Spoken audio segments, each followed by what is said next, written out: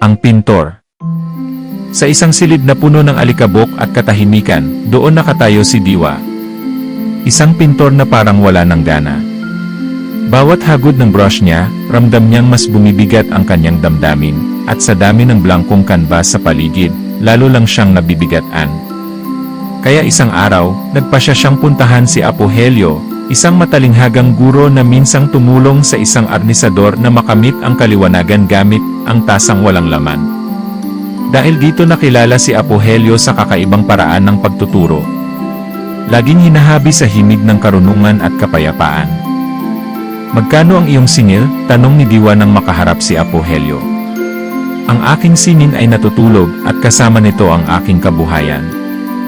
Ngunit ngumiti lamang si Apo Helio, isang ngiting tila sinag ng araw sa maulap na umaga.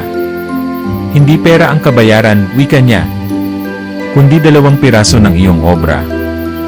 2 obra. Pagpapatuloy ni Apo Helio. Ang una ay tatawagin mong pagkabalisa, at kailangan mo itong ipinta bago tayo magsimula. Ang ikalawa, na ikaw mismo ang magbibigay ng pangalan, ay lilikhain mo lamang sa pagtatapos ng ating check-up. Tumango si Diwa, at sa unang pagkakataon sa mahabang panahon, isang munting alab ang sumiklab sa kanyang mga mata. Nagkulong si Diwa sa kanyang kwarto. At sa ibabaw ng kanbas, ibinuhos niya ang lahat. Ang bigat, ang pait, ang bawat luhang hindi tumulo. Naghalo ang madidilim na kulay, na tila nagsasagupaan na parang mga alon sa isang bagyo. Mula sa kanyang masining na paglikha, isinalin niya ang buo niyang damdamin sa anyo at kulay. At ang obra na ito ay pinangalanan niyang pagkabalisa. Dala ang natapos na obra. Bumalik si Diwa kay Apo Helio. Sa kanyang paglikha, isang obra maestra ng dalamhati ang nahayag. Ito ang larawan ng isang pusong nawalan ng liwanag. Iniharap niya ito kay Apo Helio, naghihintay ng anumang pagkilala. Tinitigan ni Apo Helio ang obra na pinangalanan ni Diwa ng pagkabalisa.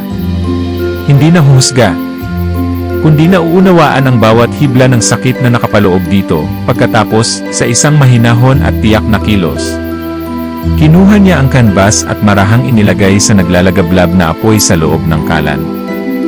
Nagliyab ang obra. Ang mga kulay ng painting ay naging abo. Walang salitang namutawi sa bibig ni Diwa. Isang bagyo ng pagkalito at sakit ang muling umusbong sa kanyang dibdib. Walang paalam, tumalikod siya at lumisan, pasan ang bigat na higit pa sa kanyang dinala. Sa loob ng maraming araw, ang silid ni Diwa ay nanatiling tahimik. Isang salamin ng kanyang pusong nagnanais kumawala. Ngunit isang umaga, isang sinag ng araw ang tumagos sa bintana at tumama sa isang malinis na kanbas. Hindi ito isang utos, kundi isang paanyaya.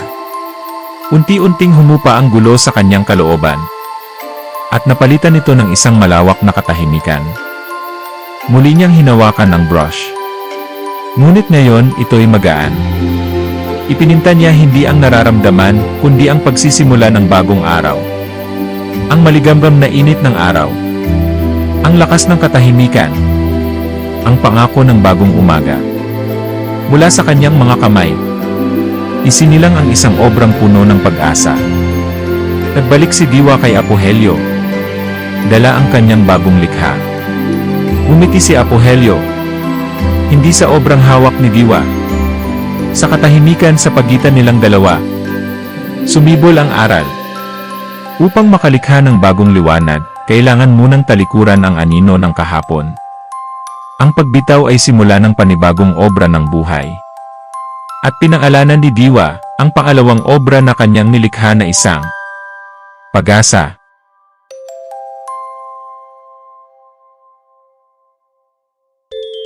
Mag-subscribe na at pindutin ang bell para makatanggap ka ng notifications ng mga maikling kwento, ngunit puno ng aral sa buhay.